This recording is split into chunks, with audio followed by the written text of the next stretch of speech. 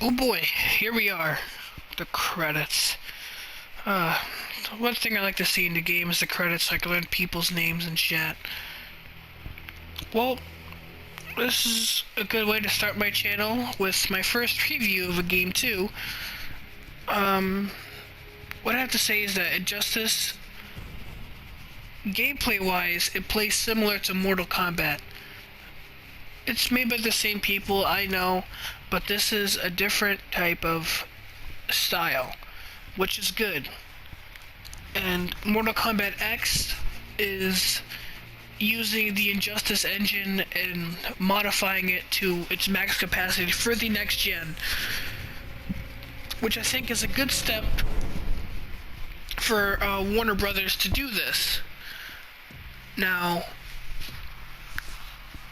Injustice was kind of like a Mortal Kombat gameplay beta, just to test the environmental attacks.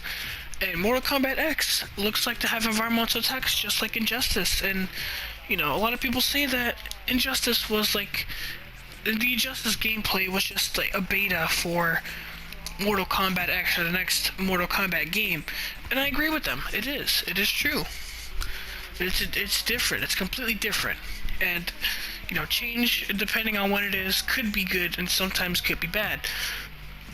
But, Injustice, I never read the comic. I mean, you could kind of guess for what happened, like if in the beginning cutscene, you could kind of guess, like, what happened in the comic, because the comic is a prequel to Injustice, if you didn't know that. I'm not really much of a comic book guy myself, because if someone were to hand me a comic book, I would read it, because, I have manga myself, and manga is kind of like a comic book, but it's manga, it's Japanese.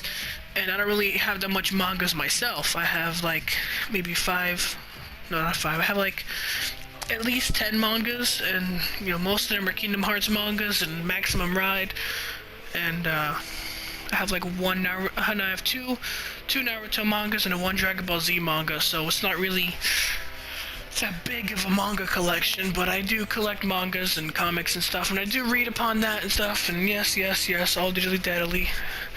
But in terms of story, this story is actually really good. I mean, I don't really know much about DC Universe as much as Marvel. Well, no, really, scratch that. I don't know much about Marvel as I do much DC characters, so I could enjoy this story because I know the characters more. And I'm still really much debating if I like Marvel or DC because, during this game I'm like, oh my god, Marvel's the best, DC's the best. But, watching Marvel movies, I'm like, Marvel is actually really good too. But I just don't know what to pick. That's the problem I have with these two competitive companies, because they're two different, like, types of style. Like, if you want a more serious tone, I would say, like, if you're the more serious type, I would say more DC to be more serious than Marvel. But if you're like, I wouldn't really say much, well, they are pretty much action, both, but if you want more action and, like, comedy, adventure, Michael Bay explosion type stuff, then I would say Marvel would be your cup of tea. But if you're not into that stuff, then I would go more towards the DC side. But in terms of movies, I do like Marvel more, but in, like, the media, like games and comics and stuff, that's gonna go to DC. So it's kind of a 50-50 for me, but, story-wise, it's about 5 hours long. I looked it up, like, yesterday, how long is the game? It's, like, about, like, 5-6 hours, not even 5-6 hours. Well, yeah, 4, 5, 6 hours, somewhere around there. Didn't feel like it, though, because I was taking my time with this game, and I didn't really have to edit that much, so it didn't take as long as I would expect it. But, this game was, worth the 60, not 60, worth the $40 I spent. I could have spent on Infamous, but I decided to pick this game because Infamous didn't get chosen to be playable, because I had a poll when I first started, and then it was Knack, Infamous Second Son, and Killzone Shadowfall, and Other. Knack and Other won, and Infamous and Killzone didn't. So I was like, you know what? For the other game, I'll just pick Injustice, because Injustice is a game I wanted to play. So I just, why not? might as well get it. Why the f not?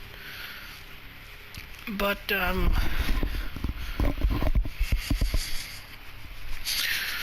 don't really. This not much of a mini. It was kind of a mini review, but gameplay wise, it's great. The environmental attacks are great. The gameplay is very, very smooth. It's easy to pick up. I want to say it's one of the best fighting games I ever played, but at least the game is playable. Unlike some other fighting games I played, you know, I play a lot of fighting games. I'm not much of a fighter guy myself, but if, you know, like I said about comics and manga, if someone were to give me a fighting game, I would play it.